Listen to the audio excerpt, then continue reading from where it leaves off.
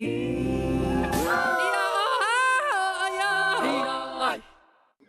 巡署呼吁陆方不要用政治因素处理这起事件。 Taiwan demands the release of a fishing boat seized by China after it crossed into Chinese waters. More blackouts are raising questions about whether Taiwan should continue phasing out nuclear power or keep it around. At least 100 people are dead in a stampede at an overcrowded religious event in India. Plus, Barbie dolls are more than just a toy. We meet someone who's turning them into cultural icons.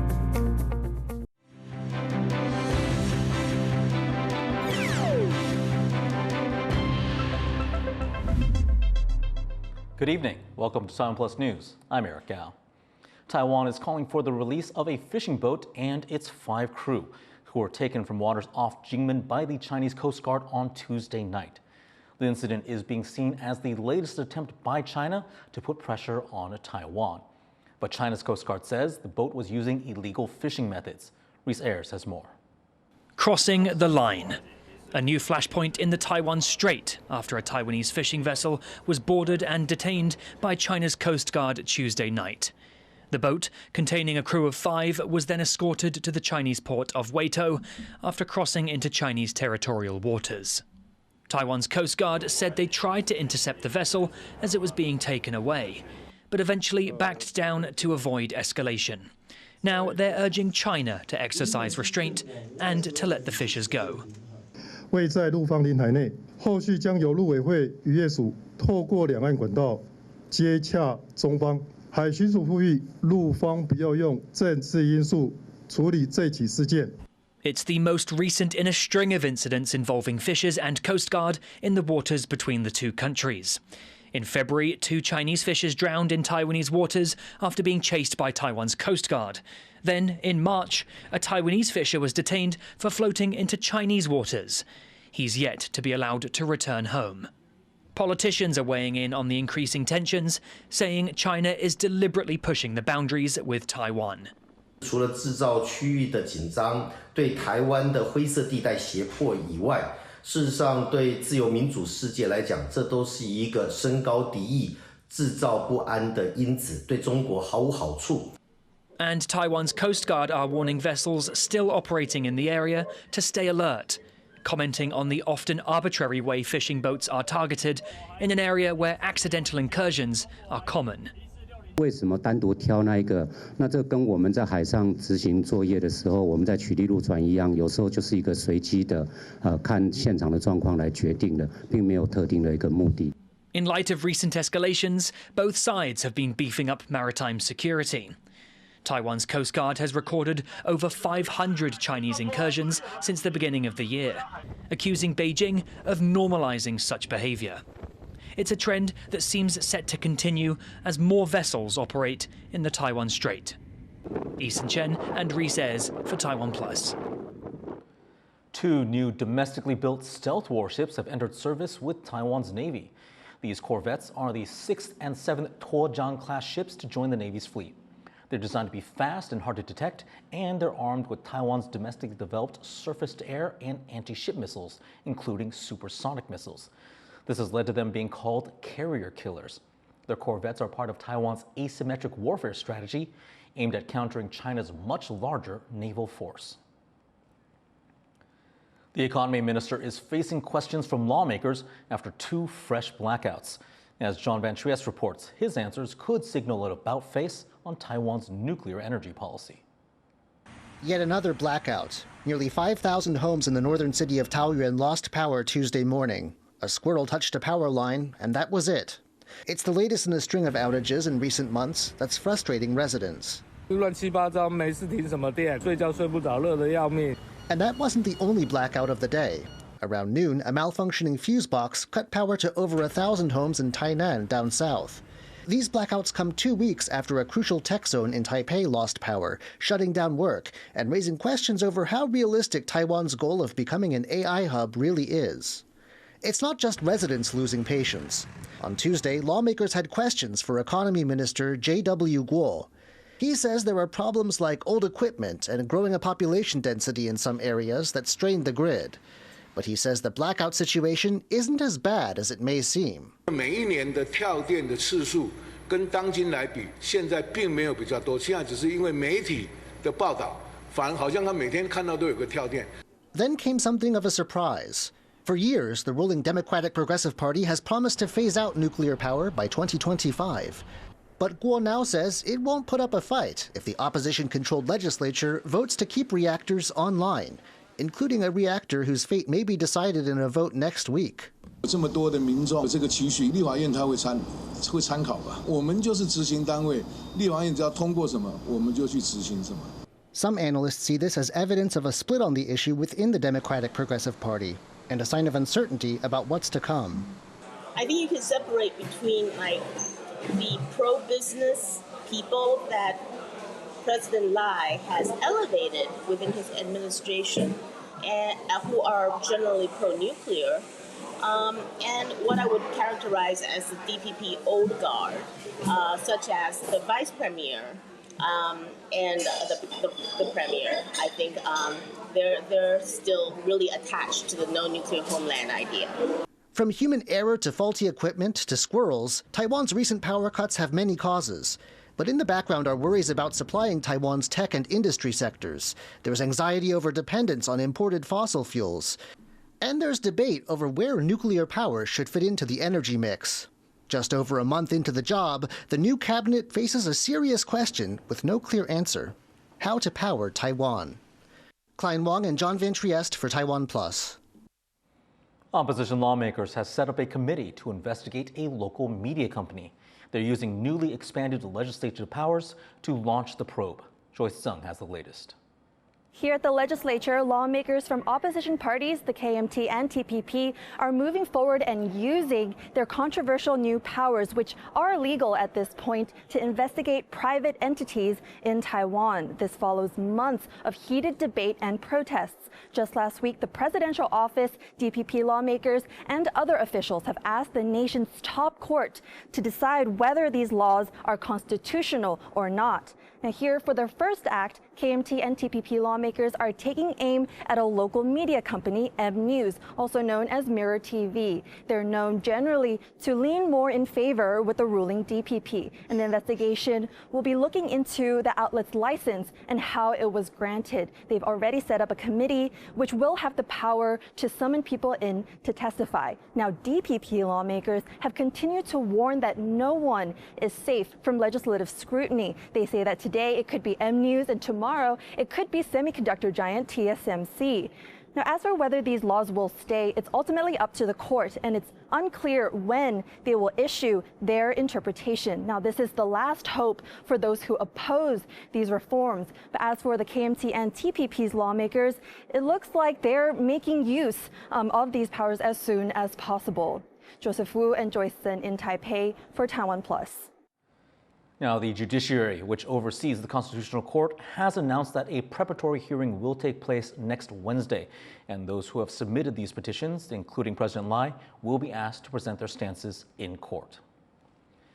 16 people have died from a rare summer flu spike in Taiwan over the past week.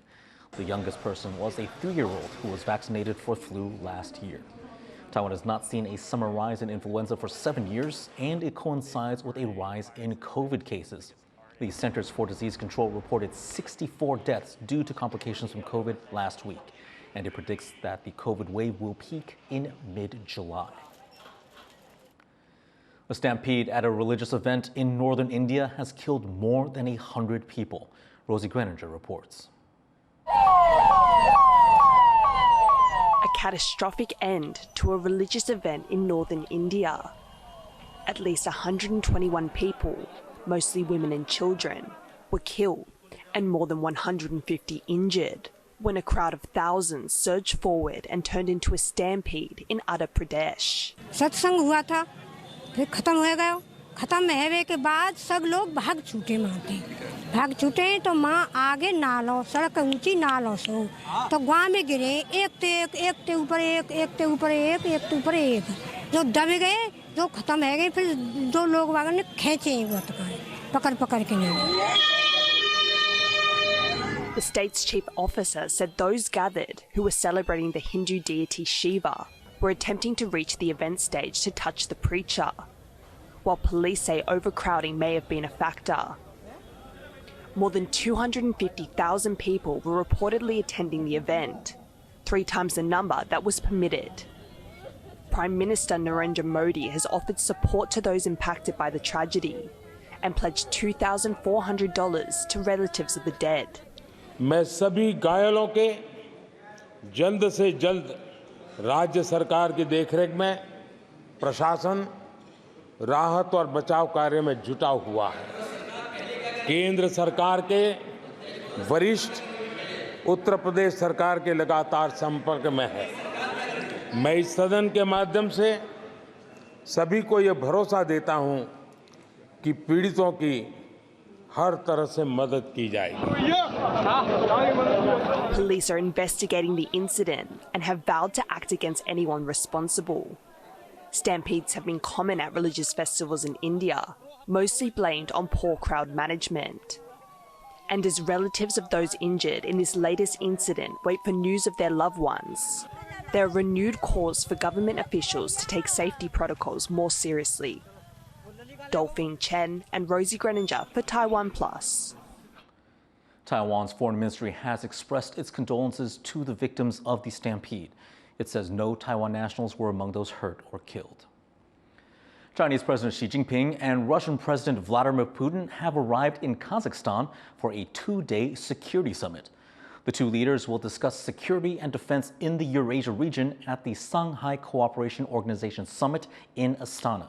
It's their second meeting this year, after Putin visited Beijing in May. The Shanghai Cooperation Organization was founded in 2001 by China, Russia, and 4 Central Asian states.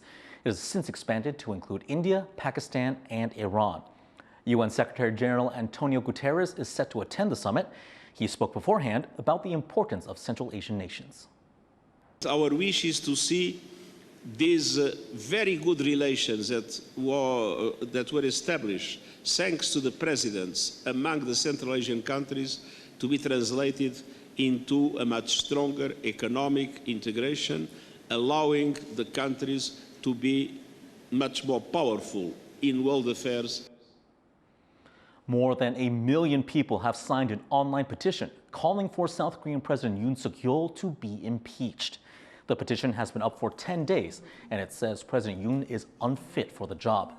The National Assembly's petition website has been down for much of the time because of the huge number of people trying to access it. South Korea's presidential office has responded, saying it is not possible to impeach a president without clear legal violations. For more on the impeachment push, Louise Watt spoke to John Lee, an editor of Korean Pro, an online platform that analyzes South Korea's politics. How unusual is it to have such a call for the president's impeachment in South Korea? It is not at all unusual. South Korea successfully impeached its president in 2017, and that was when Park Geun-hye was president. But after she was impeached, suddenly the public the South Korean public got a taste of removing leaders that are unpopular. And so after Park Geun-hye was impeached and she was succeeded by the next president, Moon Jae-in, there were many online petitions calling for his impeachment as well. But of course, he wasn't impeached. And now with the current president, he is also unpopular. But these these petitions calling for presidential impeachment, they're not sufficient to lead to actual impeachment, of course. There has to be actual crimes, irrefutable evidence of crimes having been committed for impeachment to be a thing. Why is President Yoon so unpopular at this point in time? President Yoon is very unpopular. He's not the most unpopular South Korean president in the country's history, but he is unpopular. According to the latest Gallup Korea poll, his popularity rating is about 26 or 25%, and there are many reasons as to why he's unpopular. People have been complaining about his foreign policy, particularly toward Japan and North Korea. Now, we have to remember when Moon Jae-in was president, he was mostly dealing with the Trump presidency. And Donald Trump was quite certain that if he met with Kim Jong-un, this entire North Korean crisis would be resolved immediately. And this fit very nicely with President Moon's foreign policy. President Moon wanted to wanted to pursue a policy of détente and reducing risks on the Korean Peninsula. Yoon decided to go with a hardline approach, saying that Moon's approach was essentially a fake peace. President Yoon focused more on building, or shall we say, repairing relations with the U.S. and with Japan.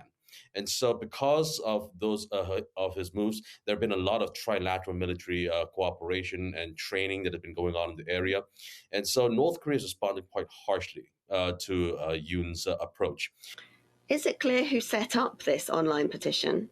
Well, these online petitions can be set up anonymously by different people. As long as they have a phone number and an ID that they can use, they can set up these online petitions. And so it doesn't really matter who set up this petition. What matters is that 800,000 people actually sign on to it. And we have to remember that 800,000 is a drop in the bucket compared to 50 million people who reside in South Korea.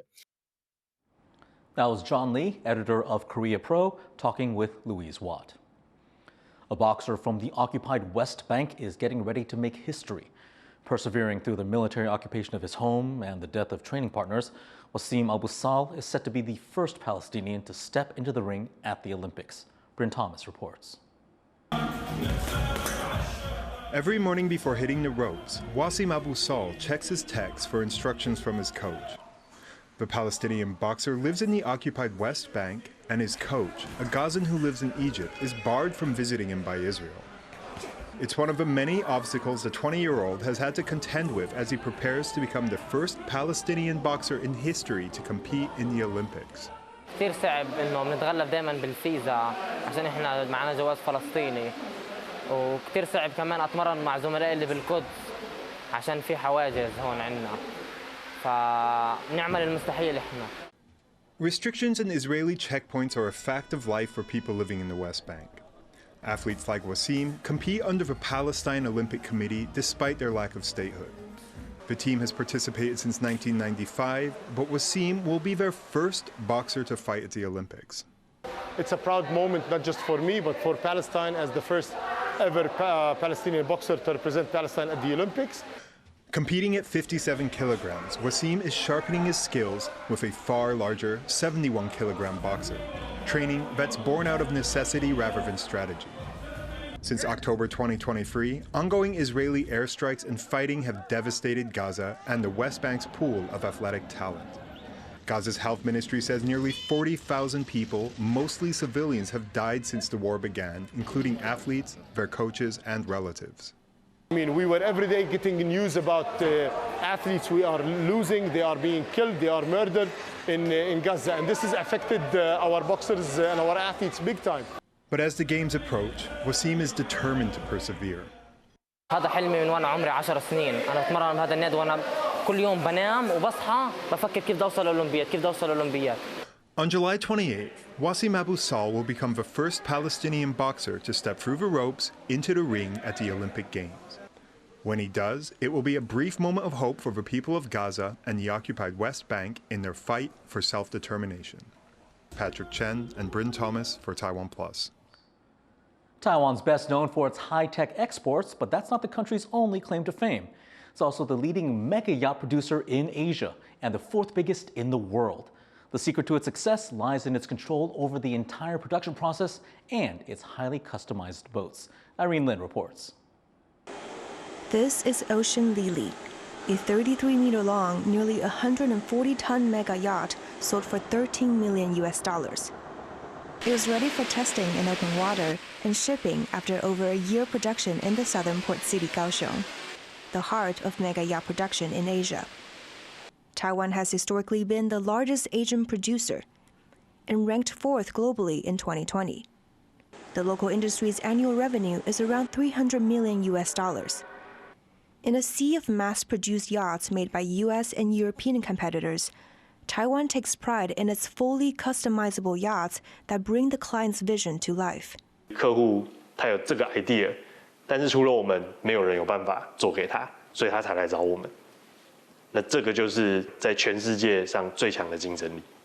Founded in 1987, Horizon Yacht was one of the many companies that were launched amid a shipbuilding boom. After World War II, Taiwan went through a series of infrastructure upgrades. officially called the 10 major construction projects, proposed and overseen by then Premier Jiang Jingguo. One of those projects was Taiwan's first shipyard for producing large metal ships to replace wooden sampans, flat-bottom boats that had been built and used for local transport since the 18th century. In the late 1970s, some shipyards started to build leisure boats at the request of foreign firms stationed here. 那他们就请这边的造小木船的船厂帮他们造一些他们想玩的游艇。那发现台湾的工艺技术水准相当的不错，所以慢慢的这些船厂就起来，变成去做这些小游艇。With a solid foundation in shipbuilding and talent from across the country, Horizon has expanded its business to become an entirely self-sufficient shipbuilder. 比较大的转捩点是在2008年。那个时候就是金融海啸嘛，所以很多船厂都倒了，代理商都倒了。我们决定生产自己的船，自己卖，自己设计，自己拉客人。从那个时候开始，才是跟其他的船厂很不一样的地方，变成一个自有品牌厂，而不是单纯的代工。The magic begins with development, digitally. Architects put in long hours to adjust the boat's engineering, exteriors, and interiors to fit the client's needs. They say it's like building a mobile home, and a small adjustment can have a critical impact on the safety and functionality of a boat. 船的设计没有最好的设计，只有在各个方面最均衡。你要把它收敛在哪一点，永远都是一个 compromise 的一个结果了。Once the exterior and the interior designs are finalized, a mold will be made using computer-controlled machinery that twists and tilts along 5 axes to create the intricate designs. The mold will then be layered with high-tensile fiberglass sheets and filled with resin, using a special technique developed by the U.S. Navy to ensure no air bubbles are trapped inside. Then it's time for woodworkers, electricians, and plumbers to shine in the joinery process, which takes up 70% of the production time, since it's all done by hand. After 16 months, Ocean Lily was ready to launch for the first time at a dock 5 kilometers from the factory. But getting it there wasn't easy. It was a meticulous process that allowed no room for mistakes. The crew worked late at night to avoid any traffic and roadblocks. Workers on the ground and on the boat must constantly report to each other, as even a tiny scratch could cost them a fortune. One final run, and it's ready to be delivered to its buyer. For the team behind the Ocean Lily, it's a relief and a badge of success. 我们常讲台湾是那个半导体业的王国，可是有多少半导体业的从业人员看得到客户使用你的东西，亲自告诉你他很喜欢这个产品？我想这个成就感在别的行业是很难能够得得到的。While Taiwan's tech still takes the main stage, mega yacht designers and builders are forging their own path to fame. James Lin and Irene Lin for TaiwanPlus. Barbie, one of the world's most beloved dolls, isn't just for kids. Our reporter Sandy Chi visits a Barbie outfit design workshop to explore how people of all ages are having fun with these iconic dolls.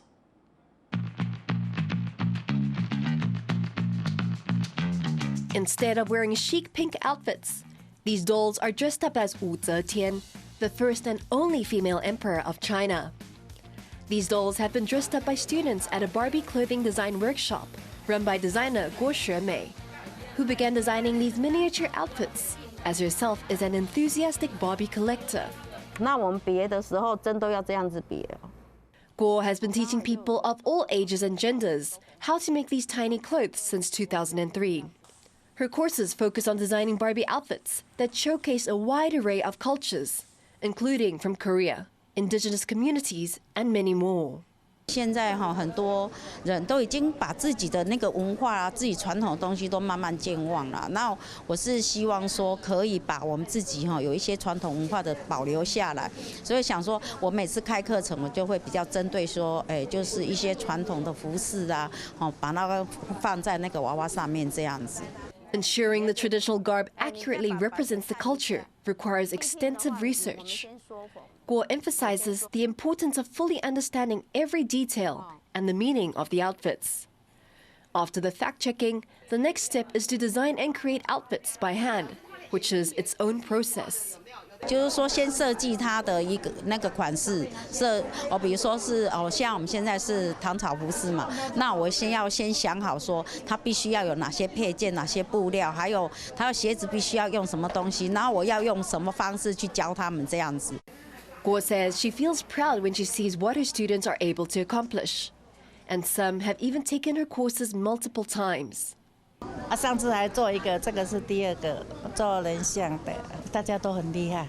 我还不算是做的最好的。但每次我有不同的阶段，有不同新的东西，那有不同的东西，然后老师有新的教法，也有不同的打版跟制版，还有整个的那个制作的过程。